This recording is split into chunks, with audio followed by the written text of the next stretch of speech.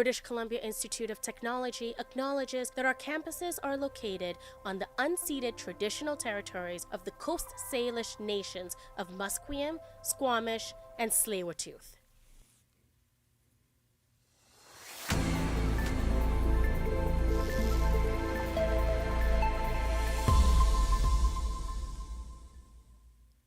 Good afternoon, I'm Emily Deneen, and this is your news update to 1:30.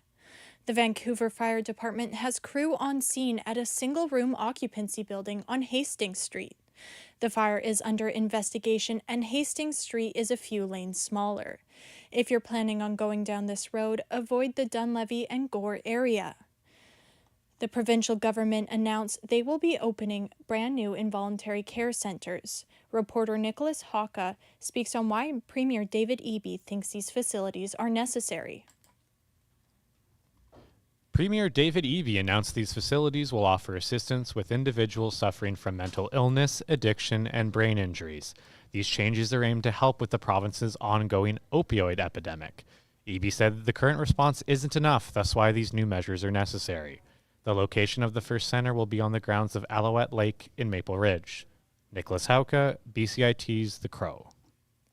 Filming near the UBC campus in Vancouver has closed down one of the roads. This closure affects over 72,000 students. Our reporter Grace Chen explains how students will now get around. Students at the University of British Columbia are in for a big road closure this morning. West 16th Avenue between Blanca Street and Westbrook Mall is currently closed for 2 days due to filming. According to the province, this pathway is closed from Sunday at 5 a.m. to Tuesday at 1 a.m. for pedestrians and cyclists. Vehicles are asked to detour using the University and Chancellor Boulevards and the trails in Pacific Spirit Park, which are marked by signs. Students driving to and from UBC are advised to plan for additional transportation time. It is unknown which film production is set up. All road users are asked to obey signs and follow direction of traffic control personnel. Grace Chen, BCIT's The Crow.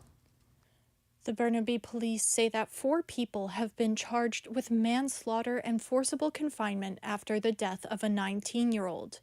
Investigative Homicide Integration Team, or IHIT, say that the police found Ryan Nagy injured at 7 a.m. on June 29th of 2023. Nagy later succumbed to his injuries at the scene. Police say the 4 suspects will stay in custody until their court appearances. And in other IHIT news, IHIT says that a 26-year-old was charged for the murder of his father. 58-year-old Henry Doyle was found severely injured in Egmont, and he later succumbed to his injuries. IHIT took the investigation over when the BC Coroner's Service said that Doyle's death was suspicious. The BC Prosecution Service approved of the first-degree murder charge against the man's son, Jackson Doyle. The accused will stay in custody until his next court appearance. IHIT says investigators are working hard to solve this case and making sure that the community stays safe. Coquitlam Mounties say that they're investigating a fatal vehicle fire at the City Centre Aquatic Complex. Police were called yesterday to the fire and found a body inside of the car. Corporal Alexa Hodgkins says the death is tragic. Hodgkins assures people that there is no risk to the public as the fire is an isolated event and not linked to any conflicts. The Liberals have announced new changes to mortgage rules, which are aimed at helping more Canadians buy their first home. The price cap for mortgages will be increased from $1 to $1.5 million. A 30-year mortgage will be available for people purchasing a new home instead of first-time buyers. Justice Minister Arif Virani is also releasing drafts for this bill. What we find is important is ensuring that there's a level playing field when you're trying to rent a place to live or to actually get to the stage of buying a home. That's why we are working to protect the rights of renters and of home buyers. In other housing news, the Canadian Real Estate Association says the numbers of homes sold in August dropped compared to this time a year ago. Before the property's sold, we got to generate offers. Before we generate offers, we've got to generate showings. And so the last 2 weeks, we've seen showings on the uptick, which is the first time we've seen that uptick in about 6 weeks. Emily Deneen, BCIT's The Crow. Stay tuned for more on BCIT's 1680 The Crow.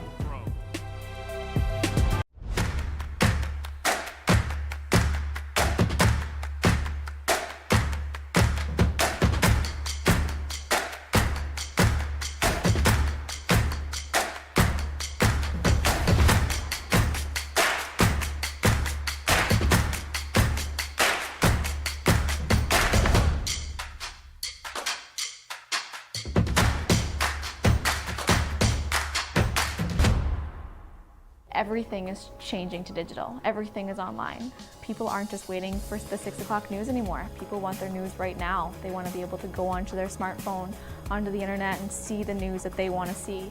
Vancouver is growing at, a really rapid rate, the Lower Mainland even, and with the tools that we're given here, we're able to cover all of that. Welcome to BCIT Magazine. I'm Radhika King. In the program, they really leave it up to you. I mean, the help is there when you need it, figuring out how to use the programs like Premiere, Audition, and figuring out how to use the cameras. But it's up to you to sort of experiment and figure out what you can do when you go out in the field. They brought candles and flowers to remember the student who lost her life yesterday. Theresa May says the international community condemns Moscow. They really make sure that you know the basics and you are able to put out a quality product. I'm Brady Tretnero. And I'm Radhika King. Thank you for tuning in to BCIT Magazine.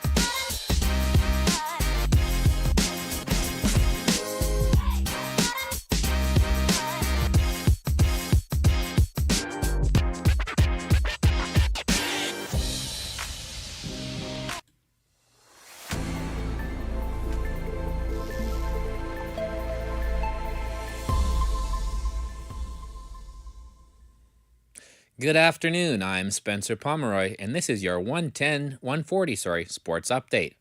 The Vancouver Canucks wrap up the Young Star Classic today against the Calgary Flames, looking to end the competition undefeated.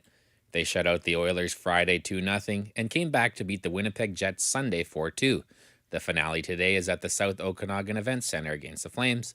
Puck drop is set for 2:30. The Vancouver Canucks official training camp will kick off this Thursday in Penticton.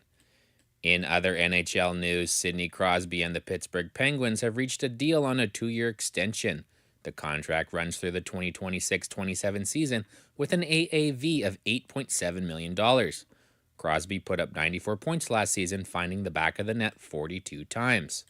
Now on the gridiron, the Carolina Panthers have benched 2023 number 1 overall pick Bryce Young after the second-year quarterback's rough start to the season. Andy Dalton will take over as the starter for the Carolinas' next game on Sunday at Las Vegas. Panthers head coach Dave Canales said he made the decision after watching game film from Sunday's 26-3 loss to the LA Chargers. An update from Miami, the Miami Dolphins are signing backup quarterback Tyler Huntley off the Ravens practice squad as Tua Tagovailoa remains out with the third diagnosed concussion of his pro career. Coach Mike McDaniel said that Huntley is being added for depth behind current number 2 quarterback Skylar Thompson. McDaniel said there's still not enough information to know whether Tagovailoa will go on injured reserve. Thompson likely will start when Miami plays at Seattle on Sunday. Monday Night Football tonight features a battle of the birds. Kirk Cousins and the Atlanta Falcons will search for their first victory of the season as they head to PA to face the Philadelphia Eagles.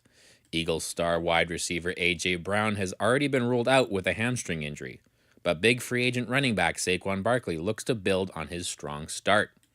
Speaking of strong starts, Texas coach Steve Sarkisian says injured starting quarterback Quinn Ewers is considered questionable for the number 1 Longhorns game this week against Louisiana Monroe. Ewers left the second quarter of number 1 Texas's 56-7 win over UTSA in the second quarter with an abdominal strain. Arch Manning passed for 4 touchdowns and ran for another in his place. Manning will get his first career start if Ewers cannot play. Sarkisian said the team will monitor Ewers' progress this week. Ewers missed games in each of the previous 2 seasons with shoulder and sternum injuries. Now it's almost time for October baseball, and the NL wildcard race is heating up with half a month left. The New York Mets and Atlanta Braves sit tied for the last wildcard spot in the NL. The Braves will wrap up their 3-game series tonight at home against the Dodgers. Max Fried will get the ball for the Braves, while Yoshinobu Yamamoto will make his second start since returning from the IL. Meanwhile, in Flushing, the Mets will open up a 3-game series against the Washington Nationals. The Mets' Sean Manaea and his 3.35 ERA will face Jake Irvin for the Nats. First pitch scheduled for just after 4. In other playoff races, the Yankees and the Orioles both have an off day before they begin new series tomorrow. The Yankees currently hold a 3-game lead in the AL East. Meanwhile, the Blue Jays also have an off day before heading to Arlington to kickstart a 3-game series against the Rangers. In some lacrosse news, the Vancouver Warriors selected 6 players in the 2024 NLL Draft. They took Jonathan Peshko with the 4th overall pick and Coquitlam's Ramo Shinado with the 6th overall choice. Across the pond, the hearing for the 115 charges against Premier League giants Manchester City is underway. City allegedly breached Premier League financial rules between 2009 and 2018. City have won the Premier League the last 4 seasons, but could face punishment as extreme as expulsion from the league. Manchester City have strongly denied all charges. Now, 2 former Olympic champions are in the race to be the next IOC president. So is a prince of a Middle East kingdom and a former IOC president's son. The global leaders of cycling, gymnastics, and skiing are also in play. The International Olympic Committee has published a list of 7 members who want to be candidates. Only 1 is a woman. The election is in March to succeed outgoing President Thomas Bach. The applicants include 2-time gold medalist Sebastian Coe and Kirsty Coventry. That has been your 140 Sports Update. I'm Spencer Pomeroy, and you're listening to BCIT's The Crow. Stay tuned for more on BCIT's 1680 The Crow.